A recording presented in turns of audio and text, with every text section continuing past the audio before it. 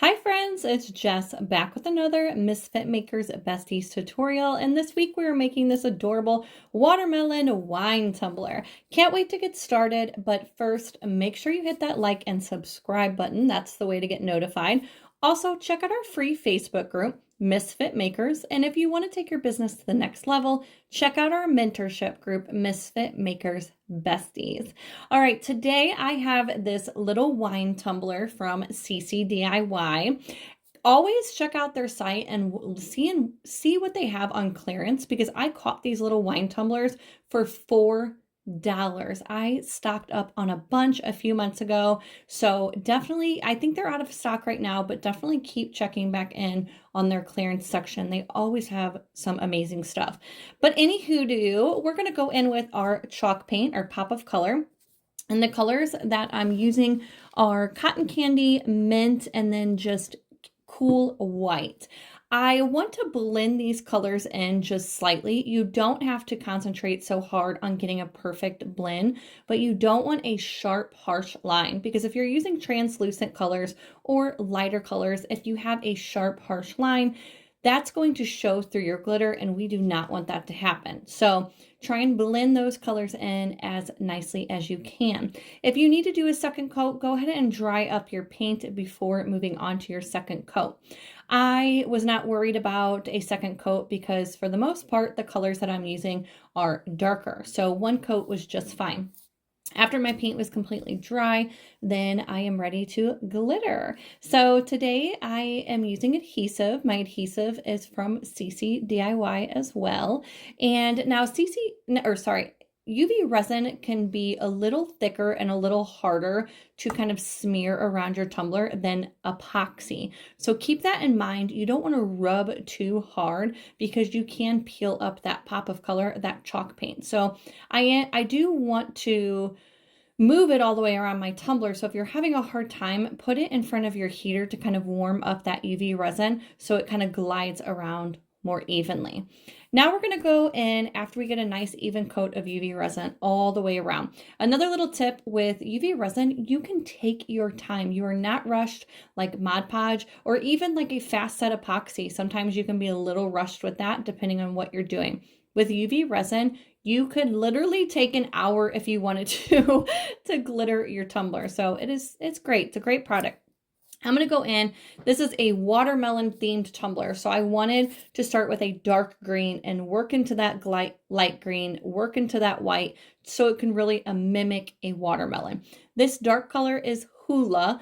All these colors are from Peachy Olive and some of them are from the new Peachy palette. So I will link all these colors down below. But as you see, I just have a little bit of that dark green, just a tiny bit. And I want to create kind of an ombre up into my little white section. I am not holding my cup at a 90-degree angle because I don't want the dark green to move all the way up my tumbler. So just ombre up a little bit.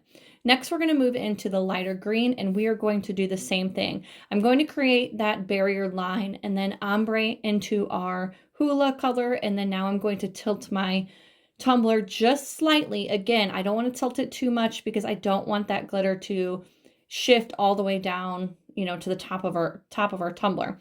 So we're just tilting a little bit, holding up my jar nice and high so it creates that ombre and it's not like just dumping glitter onto your cup.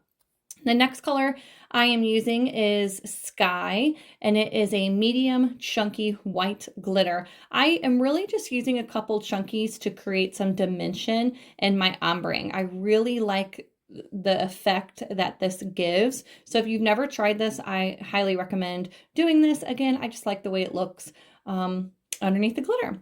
So you can see I only used very, very little. And now I'm going in with my Ermahgerd, one of my favorite whites from Peachy Olive. And again, we are just kind of ombreing that, keeping that in our white section, ombreing it down into our lighter green. I'm sorry, I don't know if I said the lighter green color, but that was Kermit Wazowski. And then again, ombreing it up into our pink color.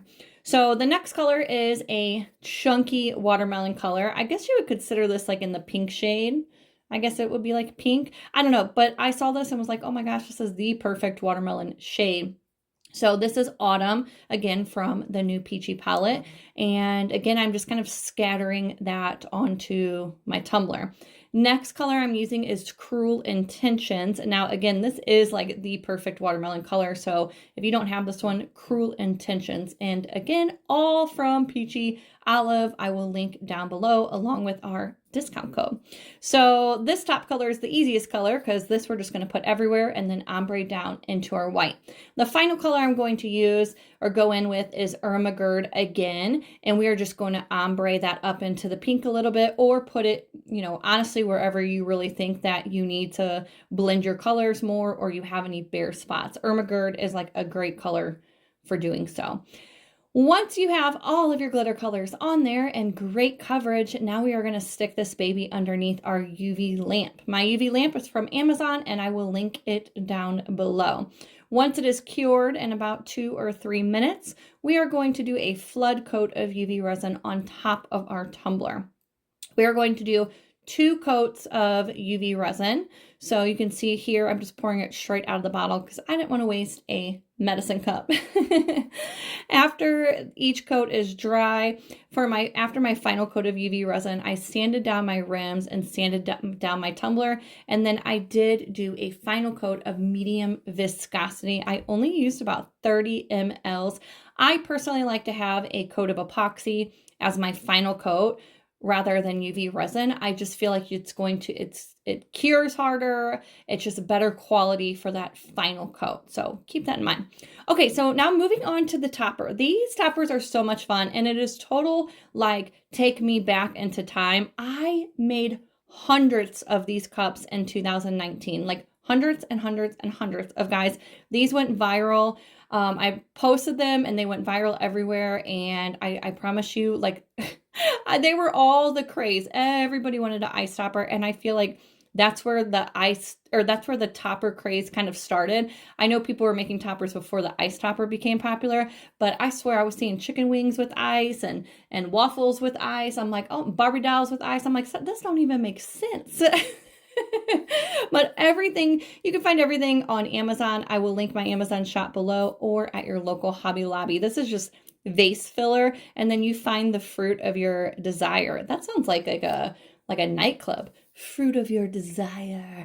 Anywho, I'm using UV resin to adhere my ice cubes and my little fruit, and I'm only doing a few pieces at a time. After I build it up how I want, I will brush a coat of epoxy over the entire thing so it really secures this in. If you were going to sell this to your customer, I would provide them with an extra lid so that way they can use the regular lid or use the ice topper lid.